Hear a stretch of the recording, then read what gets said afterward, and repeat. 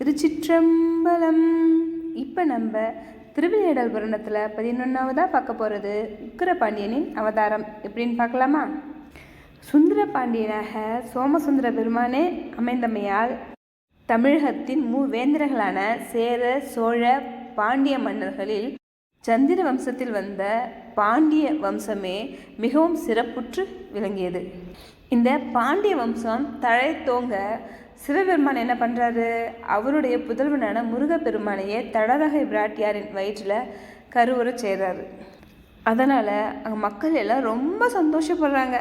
அப்புறம் உலகத்தில் இருக்கிற நிறைய வேதியர்கள், முனிவர்கள் மதுரைக்கு வந்து அரச குலத்திற்கு உரிய விசேஷங்கள், அப்புறம் சடங்குகள் எல்லாத்தையும் சிறப்பாக செஞ்சு முடிக்கிறாங்க. ஒரு சோமவாரம் திருவாதிரை நட்சத்திரத்து அன்னைக்கு அழகான ஆண் குழந்தை தடதகை பிராட்டியாருக்கு பிறக்குது. தடதகை பிராட்டியார் ரொம்ப சந்தோஷப்பட்டு அந்த குழந்தைய அள்ளி எடுத்து முத்தம் கொடுத்து அவங்க கணவராகிய சுந்தரேச பாண்டியனுடைய கையில் கொடுக்குறாங்க. அப்போ காக்கும் கடவுளான திருமால், படைப்பும் கடவுளான பிரம்மதேவர், தேவர் உலகத்தில் இருக்கிற தேவேந்திரன், அப்புறம் தேவர்கள், ரிஷிகள் எல்லாமே சுந்தர பாண்டியனுடைய அரண்மனைக்கு வந்துட்டாங்க. அப்புறம் வடக்கு பகுதி மன்னர்களும் குறுநில மன்னர்களும் சேர சோழ மன்னர்களும் கூட அவங்க பரிவாரங்களோட சேனைகளோடையும் சுந்தர பாண்டியனுடைய அரண்மனைக்கு வந்து அவங்களையும் தடதகை பிராட்டியாரையும் குழந்தையையும் வாழ்த்தி வணங்குறாங்க. எல்லா நாட்டுக்கும் தடதகை பிராட்டியாருக்கும் சுந்தர பாண்டியனுக்கும் ஒரு அழகான ஆண் குழந்தை பிறந்திருக்குன்ற விஷயத்த சொல்லி அனுப்புகிறாங்க. அங்கே இருக்கவங்களாம் எப்படி பேசிக்கிறாங்க? பாண்டியர் குலக்கொழுந்தாக திருமுருகனே அவதாரம் எடுத்திருக்கிறாரு, இந்த குழந்தை வளர்ந்து 7 உலகங்களையும் காத்தருளும் அப்படின்னு சொல்கிறாங்க. இது பாண்டிய நாடு செய்துட்ட தவம் அப்படின்னு பேசிக்கிறாங்க. அது மட்டும் இல்லை, அறம், பொருள், இன்பம், வீடு என 4ம் தனித்தனியே செஞ்ச பெருந்தவத்தின் காரணமாக தான் இந்த குழந்தை இங்கே அவதாரம் எடுத்துருக்கிறதெல்லாம் பேசிக்கிறாங்க. இப்படி மதுரையே இந்த குழந்தை பிறந்ததை ஒரு விழாவாக கொண்டாடுறாங்க. ராஜா மக்களுக்கு எல்லாம் தான தர்மங்கள்லாம் வாரி வாரி வழங்குறாரு சந்தோஷத்தில். அப்புறம் வேத முறைப்படி சதாகன்மம் சுந்தரபாண்டியன் நடத்தி வைத்து உக்கிரவர்மன்னு பேர் சூட்டு விழாவும் நடத்தி வைக்கிறாரு. குழந்தையோட 5வது வயதில் பூநூல் சாத்திர விழாவும் நடத்தி வைக்கிறாரு. தேவர்களுடைய குருவான வியாழ பகவானே சுந்தரபாண்டியனை வணங்கி உக்கிரவர்மனுக்கு முறையாக பகுவிழுக்கம், கணம், ஜடை, சாகை, ஆரணம் உள்ளிட்ட வேத கலைகள் அனைத்தையும் கற்றுக் கொடுத்தாரு. அது மட்டும் இல்லை, அவருக்கு படைகள பயிற்சி, யானை ஏற்றம், குதிரை ஏற்றம் என எல்லா பயிற்சியும் கற்றுக் கொடுக்குறாரு. 64 கலைகளையும் ஒருங்கே சீக்கிரம் கற்றுக்கிட்ட உக்கிரவர்மன் வந்து பாசுபதாஸ்திர பயிற்சியை மட்டும் அவங்களுடைய தந்தையான சுந்தரபாண்டியன்கிட்ட கற்றுக்கிட்டாராம். 8 வயது ஆகிறதுக்குள்ளாரையே எல்லா கலைகளையும் கற்றுக்கிட்டு ஒரு பாண்டியனாகவே இருந்தாராம் உக்கிரவர்மன். வயதுக்கேற்ற வளர்ச்சியும் ஆண்மையும் ஆற்றலும் பேரெழிலும் கொண்டு உக்கிரவர்மன் வந்து வளர்ந்துட்டு வந்துட்டு இருந்தாங்களா. அவருடைய 16 வயசில் எல்லாரும் பார்த்துட்டு இவர் நம்ம நினச்ச மாதிரி முருகப்பெருமானே வந்துட்டார் போல இருக்கு அப்படின்னு நினைக்கிற அளவுக்கு ஒரு பராக்கிரமசாலியாக இருந்தாராம் உக்கிரவர்மன்.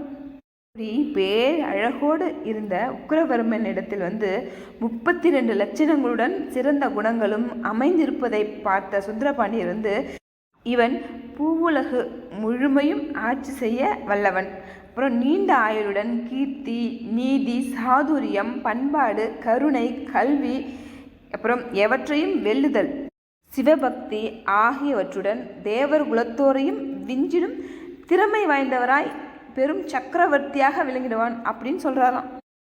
இவ்வளோ திறமைசாலியான நம்ம பையனுக்கு சீக்கிரம் கல்யாணம் பண்ணி வச்சுட்டு அப்புறம் முடிசூட்டி மன்னன் ஆக்கிடலாம் அப்படின்னு முடிவு பண்ணி சுமதி உள்ளிட்ட அமைச்சர்களை கூப்பிட்டு கலந்து ஆலோசித்து ஒரு முடிவு எடுக்கிறாங்க.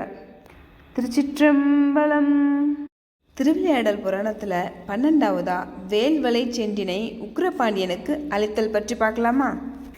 மன்னன் சுந்தரபாண்டியன் வந்து அவங்க அமைச்சர்கள் எல்லாம் கூப்பிட்டு இது மாதிரி உக்கிரவர்மனுக்கு இனி கல்யாணம் பண்ணி வைக்கலாம் அப்படின்னு அவங்க ஆலோசனை நடத்தும் போது சரி அப்படின்னு சொல்லிட்டு சிறிய மரபு, கீர்த்தி, உயர்குடி பிறப்பு போன்றவற்றினால் நம்ம மன்னருடன் சம்பந்தம் செய்ய பொருத்தமும் தகுதி இருக்கிறவங்க யார் அப்படின்னு தேடி பார்க்குறாங்க. அப்புறம் வடபுறத்தே உள்ள கல்யாணபுரம் என்னும் பேரூர் மன்னனும் சூரியகுலத்தில் தோன்றியவருமான சோமசேகரன் அவங்களுடைய புதல்வியான காந்திமதி தான் நம்ம உக்கிரவர்மனுக்கு தகுதியான பொண்ணு அப்படின்னு முடிவு பண்ணி இந்த செய்தியை சுந்தரபாண்டியன்கிட்ட போய் சொல்கிறாங்க. அமைச்சர்களும் சுந்தரபாண்டியனும் பேசிகிட்டு இருந்த அன்னைக்கு ராத்திரியே கல்யாணபுரத்து மன்னனான சோமசேகரனுடைய கனவுல போய் சிவபெருமான் மதுரையில் இருக்கிற சுந்தரபாண்டியனுடைய பையனான உக்கிரவர்மனுக்கு உன்னோட பொண்ணை காந்திமதியை கல்யாணம் பண்ணி கொடுன்னு வேற சொல்லிடுறாரு. உடனே எழுந்திரிச்ச சோமசேகரன் இறைவனுடைய கருணையை நினச்சி இறைவனை போற்றி ரொம்ப சந்தோஷப்படுறாரு. பொழுது விடிஞ்சதுமே அமைச்சர்கள், பரிவாரங்கள், சேனைகள் பின்தொடர அவங்க பொண்ணாகிய காந்திமதியை கூப்பிட்டுட்டு மதுரையை நோக்கி போகிறாரு சோமசேகரன். அதே சமயத்தில் மதுரையிலிருந்து சுந்தரபாண்டியனுடைய உறவினர்களும் அமைச்சர்களும் அறிஞர்களும் காந்திமதியை பெண் கேட்டு கல்யாணபுரம் நோக்கி போகிறாங்க. ரெண்டு வீட்டாரும் இடையிலேயே சந்திச்சுக்கிறாங்க. அப்புறம் மதுரை மணமகன் வீட்டார் சோமசேகரனிடம் மன்னா, முருகப்பெருமானை ஒத்த எங்கள் உக்கிரவர்மனுக்கு உங்கள் பொண்ணை திருமணம் செஞ்சு கொடுக்குறீங்களா அப்படின்னு கேட்குறாங்க. இதை கேட்டு ரொம்ப சந்தோஷப்பட்ட சோமசேகரனும் அவர் முதல் நாள் இரவில் கண்ட கனவை எல்லாம் அவங்களுக்கு சொல்லி திருமணத்துக்கு சம்மதமும் சொல்கிறாரு. சரி, இந்த ஒரு நல்ல செய்தியை நம்ம சீக்கிரம் போய் நம்ம மன்னன் சுந்தரபாண்டியன்கிட்ட சொல்லணும் அப்படின்னு சொல்லிட்டு எல்லாரும் முடிவு பண்ணி மதுரையிலேருந்து வந்தவங்க, மன்னன் சோமசேகரனோட கல்யாணபுரத்துலேருந்து வந்தவங்க எல்லாரும் சீக்கிரமே மதுரைக்கு போயிடுறாங்க. அங்கே மன்னன் சோமசேகரன் நம்ம சுந்தரபாண்டியனை பார்த்ததும் பணிந்து வணங்குறாங்க. நம்ம சுந்தரபாண்டியரும் அவங்கள வரவேற்று உபசரித்து ஒரு பெரிய மாளிகையில் தங்க வைக்கிறாரு. அந்தணர்களை வரவழைச்சி ஒரு நல்ல நாளாக பார்த்து திருமண தேதியும் குறிக்கிறாங்க. இந்த திருமண செய்தியை எல்லா நாட்டு மன்னர்களுக்கும் ஓலை மூலயமா அனுப்பி தெரிவிக்கிறாங்க. அப்புறம் மனம் முரசு கொட்டி அப்புறம் மதுரையில் இருக்க எல்லாத்துக்கும் இந்த செய்தியை தெரிவிக்கிறாங்க. மதுரையம்பதி ஃபுல்லாக அலங்காரம் பண்ணுறாங்க கல்யாணத்துக்காக. கமுகு, வாழை, முளைப்பாலிகை, புண்ணிய நீர் நிரம்பிய பொற்குடம், தோரணங்கள், கொடிகள் போன்றவற்றால் அப்படி அலங்காரம் பண்ணுறாங்க வீதிகளும் வீடுகளையும். இதெல்லாம் பார்க்கும்போது மதுராபுரி பல மடங்கு ரொம்ப அழகாக தெரியுதான். சுந்தரபாண்டியனால் அனுப்பி வைக்கப்பட்ட திருமண செய்தி கேட்ட எல்லா வேந்தர்களும் முனிவர்களும் உக்கிரவர்மன் காந்திமதியோடைய திருமணத்துக்கு வராங்க மதுரைக்கு. அப்புறம் சேர சோழர்களும் கஜபதி, துரகபதி, நரகபதி என அனைவரும் வந்தாங்க. அப்புறம் சீனர் முதற்கொண்டு சாவகர் வரை மற்ற நாட்டு மன்னர்களும் உக்கிரவர்மனின் திருமண நிகழ்ச்சியை பார்க்கறதுக்கு வராங்க. அவங்க மட்டும் இல்லை, சைவம் தழைத்தோங்க வந்துதித்த முனி புங்கவர்களும், ஐவகை சைவரும், அறுவகை சமயத்தோரும் வந்தாங்க. அப்புறம் திருமால், நான்முகன், இந்திரன் உள்ளிட்ட தேவர்களும் 18 கணத்தோரும் தடாதகை பிராட்டியாரையும் சுந்தரபாண்டியனும் பார்த்து வணங்குறாங்க. சோமசேகரனின் பெண்ணான காந்திமதியை பார்த்ததும் சுந்தரபாண்டியன் இவ்வளோ அழகா இந்த பொண்ணு அப்படின்னு வியந்து பார்க்குறாங்க.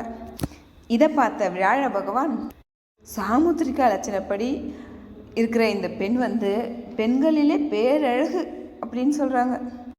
இதை கேட்டால் அங்கே இருக்கிறவங்க எல்லாமே என்ன சொல்கிறாங்க, காந்திமதிக்கு ஒப்பான பொண்ணு இந்த பூவுலகத்தில் மட்டும் இல்லை 7 உலகத்துலேயுமே இல்லைன்னு சொல்கிறாங்க. திருமண நாளும் மணமகனான உக்கிரவர்மன் அஷ்ட மங்களங்கள் சிறக்க பட்டத்து யானையின் மீது ஏற்றி கொண்டு வரப்பட்ட புனித தீர்த்தமான வைகை ஆற்று நீரில் குளிக்கிறாரு. அப்புறம் திருமண கோலம் கொண்டு திருமண மேடைக்கு அங்கே உட்காந்துருக்காரு. மணப்பெண்ணான காந்திமதியும் திருமண மேடைக்கு உக்கிரவர்மனின் பக்கத்தில் உட்காந்துட்டாங்க. காந்திமதியின் கைக்கு மேலே உக்கிரவர்மனோட கையை வச்சு தேவர்கள் அரிய வேத மந்திரங்கள் ஓதிட சோமசேகரன் தாரை வார்த்து கொடுத்தார்.